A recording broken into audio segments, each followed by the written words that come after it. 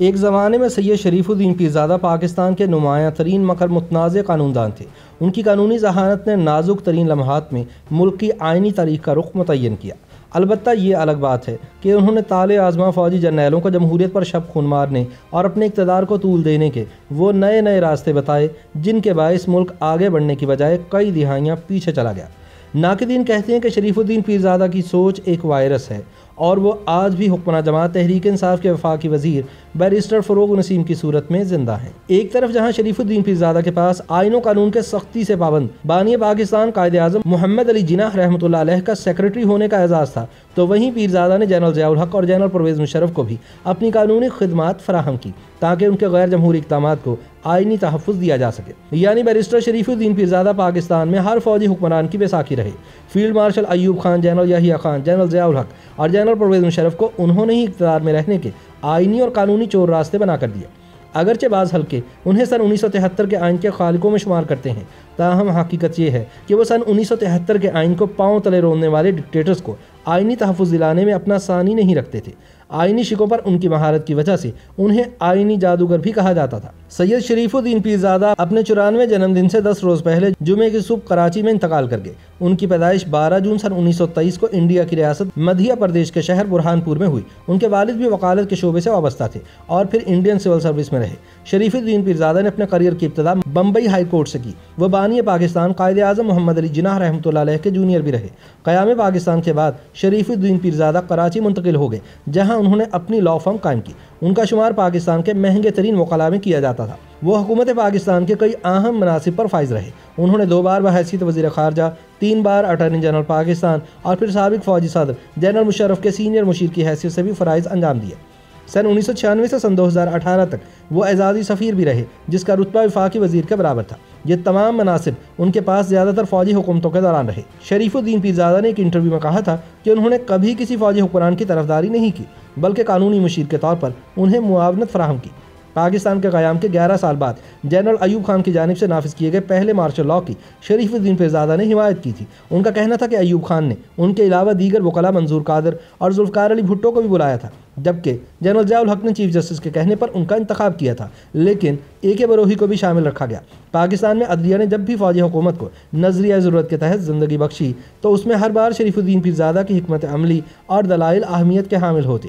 وہ آئین کی تشریح اپنے نظریے اور سوچ کے مطابق اپنا مدعا ثابت کرنے میں اکثر کامیاب رہتے۔ میاں نواز شریف کے دوسرے دور حکومت میں جب صدر پاکستان سے اسمبلیوں کو معطل کرنے کے اختیارات واپس لیے گئے تو آئینی درخواست کی سماعت کے لیے عدالت نے انہیں معاونت کے لیے طلب کیا۔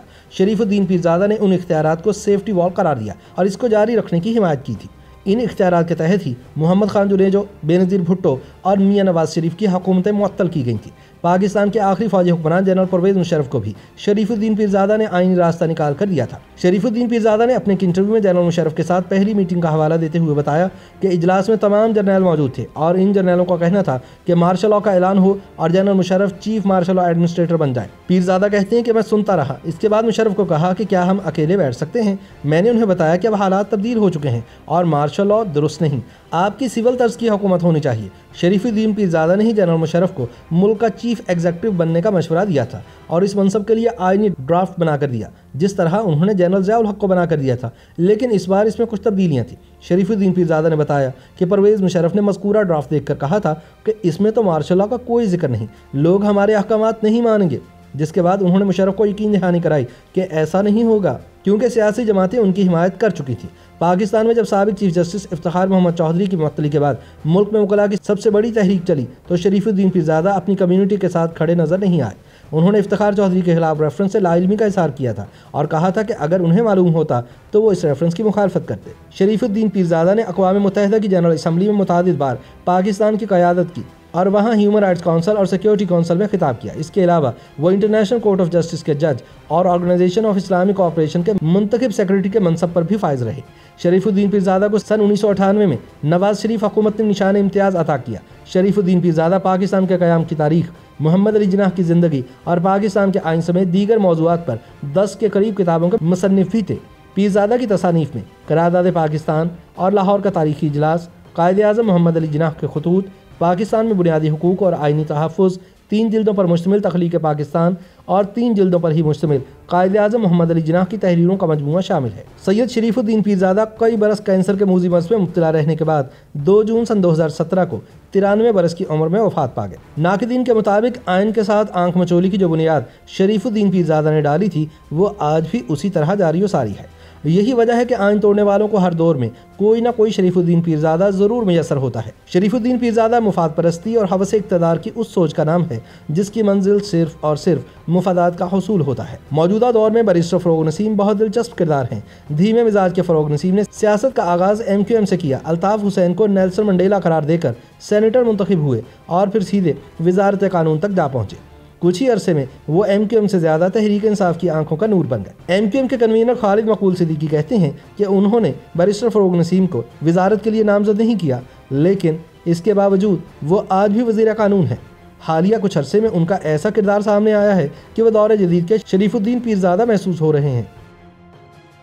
YouTube پر گوگلی نیوز دیکھنے کے لیے youtube.com کی سرچ بار میں گوگلی نیوز TV ٹائپ کریں۔ گوگلی نیوز کے پیج پر سرخ رنگ کے سبسکرپشن والے بٹن پر کلک کرنا نہ بھولیے۔ YouTube پیج پر اپلوڈ ہونے والی ویڈیوز سے باخبر رہنے کے لیے بیل آئیکن پر کلک کیجیے۔ آپ کو ہر نئی ویڈیو کے بارے میں نوٹیفیکیشن موصول ہو جائے گا۔